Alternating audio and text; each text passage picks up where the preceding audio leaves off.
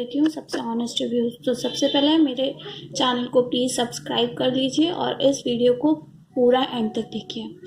आपको याद होगा कि मैंने एक डायमंड रिंग की रिव्यू किया था रिलायंस जूल से।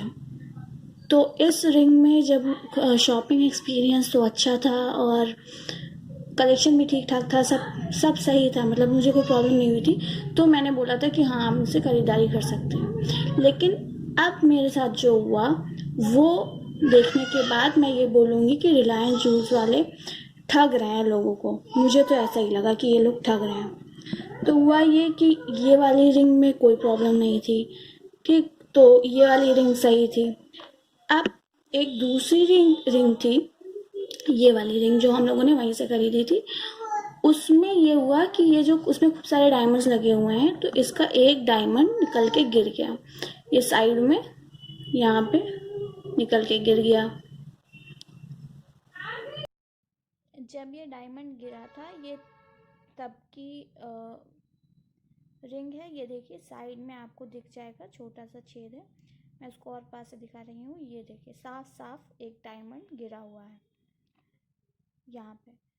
तो ये डायमंड पता नहीं कब गिरा और कब खो गया, ये हम लोगों को पता ही नहीं चला। अब सबसे पहली बात तो डायमंड को निकल के गिरना नहीं चाहिए था, क्योंकि ये ख़रीदने के 20 डेज़ के अंदर ही हाँ ये गिरा था। तो ये इनकी मेकिंग की फॉल्ट है। चलो हम लोगों ने कहा कि ठीक है, कभी कभी मेकर से गलती हो जाती है, लूज़ लगा देते हैं। तो हम लोगों ने सीधे कस्टमर की केयर सर्विस थी, उसको फ़ोन किया। तो उन्होंने सारी इन्फॉर्मेशन लेकर के खाली अपने पास नोट कर लिया। उसके बाद उन्होंने हमसे कुछ नहीं कहा कि आपको ये करना चाहिए, ये करना चाहिए। उन्होंने बस नोट कर लिया। उसके बाद फिर उन्होंने बहुत लंबी प्रोसेस की। फिर 2-3 दिन बाद जिस स्टोर से हम लोगों ने ये रिंग खरीदी थी, तो हम लोगों को वहाँ से कॉल आया कि आपको क्या प्रॉब्लम है। तो फिर से बताया कि इसमें भाई बहुत ही कम टाइम हुआ था और इसका डायमंड फॉल हो गया। तो असल में जो इनकी एक्सचेंज पॉलिसी है, जो ये आपको बिल पे दिखाते हैं, जब आप ले लेते हैं उसके बाद ही आपको बताते हैं। जो रिटर्न होता है वो आपको 7 दिन के अंदर करना पड़ेगा, और अगर आपने अपनी ज्वेलरी ऑल्टर कराई है तो वो 100% रिटर्न भी नहीं देते हैं। तो जैसे अगर ये रिंग थी, वैसे ये रिंग जो है लूज थी, अगर मैं इसको ऑल्टर करा लेती तो फिर उसमें और भी प्रॉब्लम आती। आगे जो हुआ ये इस चीज़ में और भी प्रॉब्लम आती। तो खैर 7 दिन से तो ज़्यादा हो गया था, लेकिन इतना भी ज़्यादा नहीं हुआ था कि हम मानते कि मेरी गलती है। तो हम लोग ने कहा कि आप जो है जो प्रोसेस है वो बताइए। तो उन्होंने कहा ठीक है। तो उसने हमसे फ़ोन वोन किया और इसकी फ़ोटो मांगी कि कहाँ कहाँ टूटा है। फिर फ़ोटो में साफ नहीं दिख रहा था कि कौन सा डायमंड गिरा है। तो मैं फिर से स्टोर गई, फिर वहाँ पे उसने फ़ोटो खींची और भेजा अपने डीलर को, जो ये बताता कि इस जो डायमंड गिरा है उसकी वैल्यू क्या है। तो फिर जो हुआ ये कि उसने डायमंड की वैल्यू बताई, वो थी 180 रुपीज़। अब आप देख रहे हैं इसमें खूब सारे डायमंड्स हैं, ठीक।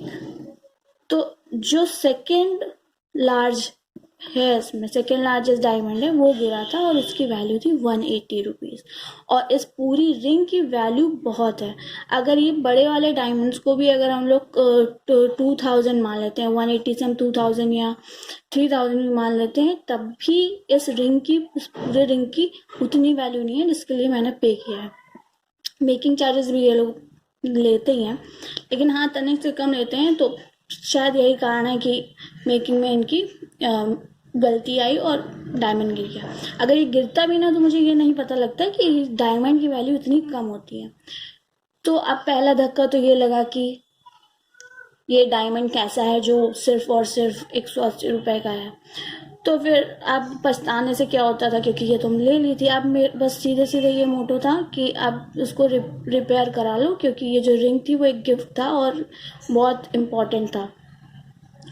तो फिर उन्होंने कहा कि ठीक है, हम मुंबई भेज देंगे ये रिंग, और 2-3 महीना लगेगा आपको, और फिर आपको बताएंगे कि आपको पेमेंट कितना करना है।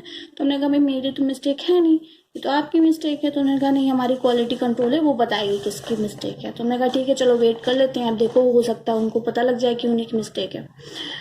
फिर हम लोगों ने वेट किया, फिर उन्होंने कहा कि हाँ ये कस्टमर की ही मिस्टेक है। तो हम लोगों ने कहा ठीक है, हम लोग तो कंज्यूमर कोर्ट जाएंगे और ये हमारी मिस्टेक नहीं है, 20 दिन में ऐसा कुछ नहीं हुआ है कि ये इसका डायमंड गिर जाए।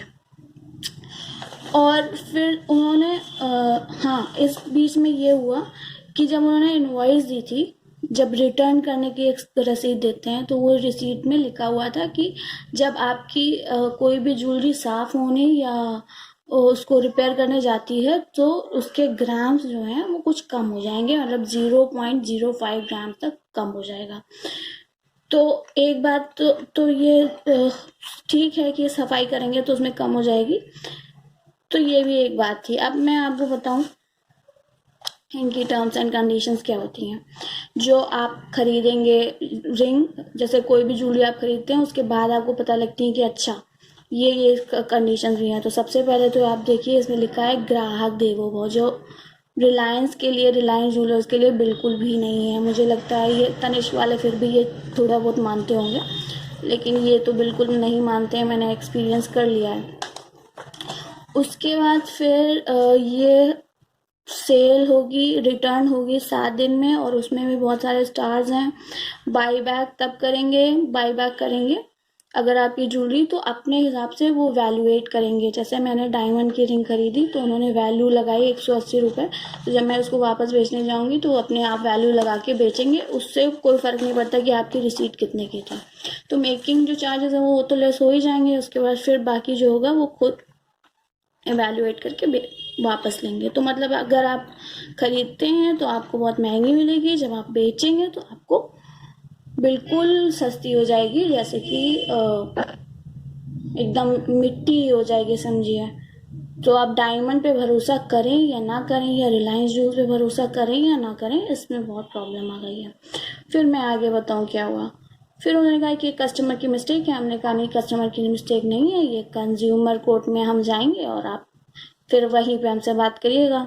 तो उन्होंने, जो सेलर था उसने कहा ठीक ठीक, ऐसा मत करिए, मैं अपनी तरफ से आप बोलूँगा कि आपको मुफ्त में दे दें रिपेयर करके। तो खैर उन्होंने रिपेयर करके मुफ्त में दे दी। लेकिन इस पूरी प्रोसेस में जितना प्रॉब्लम हुई, जितनी टेंशन हुई, और प्लस इस पे इसके जो डायमंड्स लगे हुए हैं उसके ऊपर इतना भरोसा कम हो गया है कि अब ये आपके ऊपर है कि आप इस ज्वेलर से दोबारा लेते हैं या नहीं लेते हैं, या आप इस कंपनी पे ट्रस्ट करते हैं या नहीं करते हैं। खैर जहाँ तक मेरी बात है, मैं दोबारा इस रिलायंस ज्वेल से कभी शॉपिंग नहीं करूँगी। Thanks for watching. और अगर आपने भी कुछ ऐसा एक्सपीरियंस किया है तो प्लीज़ कमेंट्स में हमें ज़रूर बताएं, और दूसरे लोगों को भी संभलने के लिए सजेस्ट करें। Thanks for watching.